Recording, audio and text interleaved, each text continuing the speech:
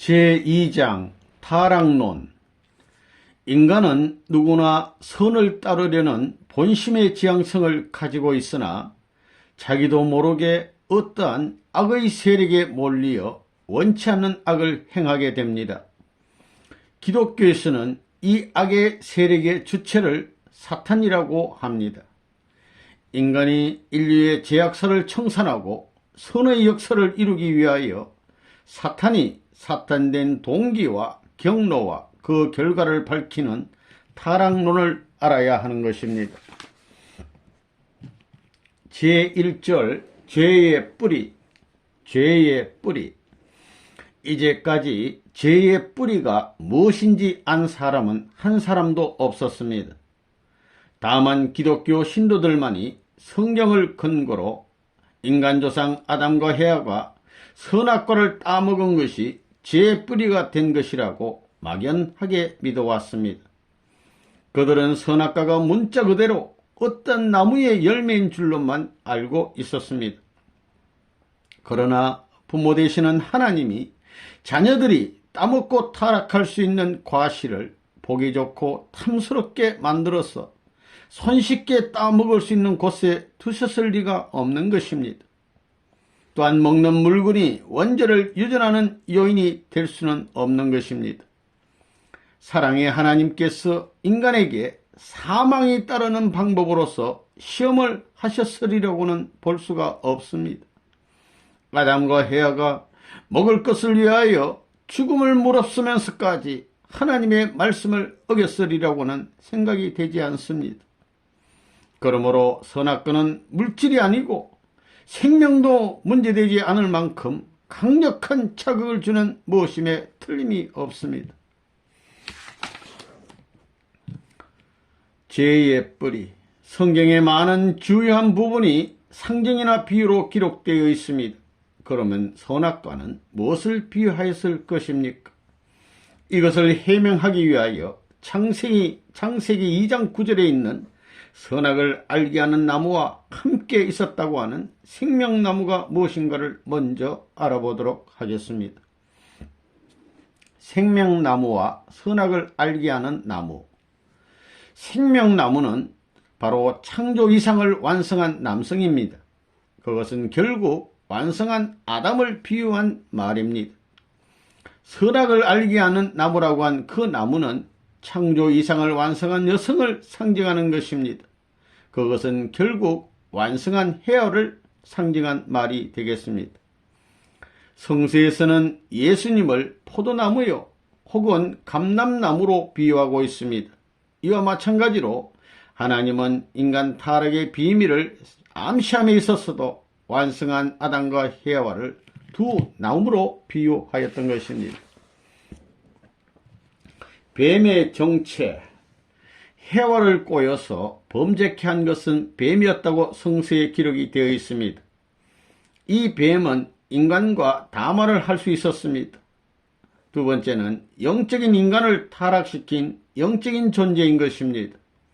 또한 선악과를 따먹지 못하게 한 하나님의 뜻을 알고 있었습니다. 하늘에서 큰 용이 내어 쫓기니 옛뱀 곧 마귀요 사탄이라고 한 내용을 볼 때 이 뱀의 소재지는 하늘이었습니다. 시간과 공간을 초월하여 현재도 인간의 심령을 지배할 수 있는 존재인 것입니다. 이러한 내용으로 보아 이 뱀은 영물임에 틀림없습니다. 이 영물은 원래 선을 목적으로 창조되었던 어떠한 존재인데 타락이 되어 악한 사탄이 되었다고 보지 않을 수 없습니다. 천사 외에는 이러한 조건을 구비한 존재가 없으므로 그 뱀은 천사를 비유한 것이라고 보지 않을 수 없습니다. 천사의 타락과 인간의 타락. 유다서 1장 6절 내지 7절을 보면 천사가 간음으로 타락되었다는 것을 알 수 있습니다. 창세기 3장 7절을 보면 아담과 헤아가 하체로 범죄했다는 사실을 짐작할 수 있습니다. 요한복음 8장 44절에 너희는 너희 아비 마귀에서 났으니 라고 한 성구를 보아서 인간과 천사 사이에 행음관계가 성립되었으리라고 하는 것을 쉽게 긍정할 수 있습니다. 선악과는 해와의 사랑을 의미하는 것입니다. 해와는 하나님을 중심한 사랑으로서 선의 자녀를 번식해야 할 것이었는데 사탄을 중심한 사랑으로서 악의 자녀를 번식하고 말았습니다. 해와는 그의 사랑으로서 선의 열매도 맺을 수 있고 악의 열매도 맺을 수 있었던 성장기간을 통하여 완성되도록 창조되었던 것입니다. 따라서 해와가 선악과를 따먹었다고 하는 것은 사탄을 중심한 사랑에 의하여 서로 혈연관계를 맺었다는 것을 의미하는 것입니다. 죄의 뿌리는 인간 시조가 뱀으로 표시된 천사와 불륜한 혈연관계를 맺은 데 있습니다. 따라서 그들은 사탄의 악의 혈통을 번식하게 되었던 것입니다. 제2절 타락의 동기와 경로, 천사와 인간과의 관계. 하나님은 천사 세계를 다른 어떤 피조물보다도 먼저 창조하셨습니다. 천사는 하나님의 창조와 그의 경륜을 위한 사환이며 종이며 부리는 영이며 속령을 드리는 존재로서 창조되었습니다. 하나님은 인간을 자녀로 창조하시고 피조세계에 대한 주관권을 부여하셨기 때문에 인간은 천사도 주관하게 되어 있었던 것입니다. 영적 타락과 육적 타락. 하나님은 영적인 부분 영인체와 육적인 부분 육신으로 인간을 창조하셨기 때문에 타락에 있어서도 영육 양면의 타락이 성립된 것입니다. 천사와 해와의 관계에 의한 타락이 영적 타락이고 해와와 아담의 혈연 관계에 의한 타락이 육적 타락인 것입니다. 영적 타락의 동기. 하나님은 누시엘을 천사장의 위에 세우셨습니다. 하나님이 그의 자녀로서 인간을 창조하신 후 종으로 창조된 누시엘보다도 그들을 더 사랑하셨습니다. 사실상 누시엘은 인간이 창조되기 전이나 후나 조금도 다름없는 사랑을 하나님으로부터 받고 있었지만 사랑에 대한 일종의 감소감을 느끼게 되었던 것입니다. 누시엘은 자기가 천사 세계에서 가졌던 사랑의 위치와 동일한 것을 인간 세계에 대하여서도 그대로 가져보고자 해와를 유인하게 되었던 것이니 이것이 곧 영적 타락의 동기가 된 것입니다. 영적 타락의 결과. 사랑에 대한 과분한 욕망으로 인하여 자기 위치를 떠난 누시엘과 하나님과 같이 눈이 밝아지려고 때 아닌 때에 때의 것을 반한 해와가 서로 상대 기준을 조성하여 불륜한 영적인 정조 관계를 맺게 되었습니다. 육적 타락. 타락한 해와가 아담과 일체를 이룸으로써 하나님 앞에 다시 서고 공포심을 면할 수 있기를 바라는 마음에서 아담을 유인하여 본연의 위치를 떠나게 함으로써 육적 타락의 동기가 되었던 것입니다. 아담이 누시엘과 같은 입장에 서 있던 해와와 상대 기준을 조성하여 육적인 불륜한 정조 관계를 맺게 되었습니다. 제3절 사랑의 힘과 원리의 힘 및 믿음을 위한 계명. 믿음을 위한 계명을 주신 목적. 하나님은 원리로서 창조된 인간을 사랑으로 주관하셔야 하므로 그 사랑이 사랑답기 위하여는 사랑의 힘은 원리의 힘보다도 더 강하지 않으면 안 됩니다. 따라서 계명을 주신 목적은 사랑의 힘이 원리의 힘보다 강하므로 아직 미완성기에서 아담과 해와가 천사장의 상대적인 입장에 서게 되면 그 비원리적인 사랑의 힘에 의하여 타락될 가능성이 있었기 때문입니다. 인간이 그 자신의 책임 분담으로서 그 말씀을 믿고 스스로 완성함으로써 하나님의 창조성을 닮아 만물에 대한 주관성을 가지게 하시기 위함이었습니다. 따먹지 말라 하신 하나님의 계명은 아담과 해와가 미완성기에 있을 때만 한해서 필요했던 것입니다. 제4절 인간 타락의 결과 사탄과 타락인간. 타락한 천사장 누시엘을 사탄이라고 합니다. 누시엘과 인간 조상이 혈연관계를 맺어 일체를 이루었기 때문에 사탄을 중심한 사이비 기대가 이루어지면서 인간은 사탄의 자녀가 되고 말았습니다. 요한복음 8장 44절에 마귀의 자식이라고 하셨고, 마태복음 12장 34절, 마태복음 23장 33절에 보면 뱀 또는 독사의 자식이라고 하셨습니다. 요한복음 12장 31절에는 사탄을 세상의 임금이라고 하였고, 또 고린도후서 4장 4절에는 사탄을 세상의 신이라고 말씀을 하셨습니다. 인간 세계에 대한 사탄의 활동. 사탄도 그의 대상을 취하여서 상대 기준을 조성함으로써 수수작용을 하지 않고는 활동을 할 수 없습니다. 사탄의 대상은 영계에 있는 악령인들입니다. 이 악령인들의 대상은 지상에 있는 악인들의 영인체이며, 이 영인체의 활동 대상은 그들의 육신이 되는 것입니다. 따라서 사탄의 세력은 악영인을 통하여 지상 인간의 육신의 활동으로 나타납니다. 그러므로 누가복음 22장 3절에는 사탄이 가룟 유다에게 들어갔다고 하였고, 마태복음 16장 23절을 보면 예수님은 베드로를 가리켜서 사탄이라고 하신 바 있습니다.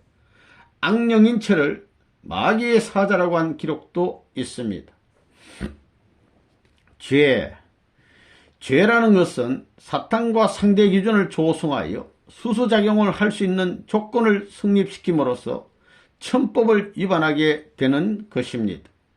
죄를 분류하면 원죄, 유전적 죄, 연대적 죄, 자범죄가 있습니다. 타락성 본성. 천사가 하나님을 배반하고 해와와 혈연관계를 맺을 때 우발적으로 일어났던 모든 성품을 해와가 계승하였고 아담도 계승하였습니다. 이것이 타락인간의 모든 타락성을 유발하는 근본된 성품이 되었습니다. 이것을 타락성 본성이라고 합니다. 타락성 본성을 대비하면 넷으로 가를 수 있습니다. 첫째, 하나님과 같은 입장을 취하지 못한 것입니다. 두 번째, 자기의 위치를 떠나는 타락성이 있습니다. 세 번째, 주관성을 전도하는 타락성 본성이 있습니다.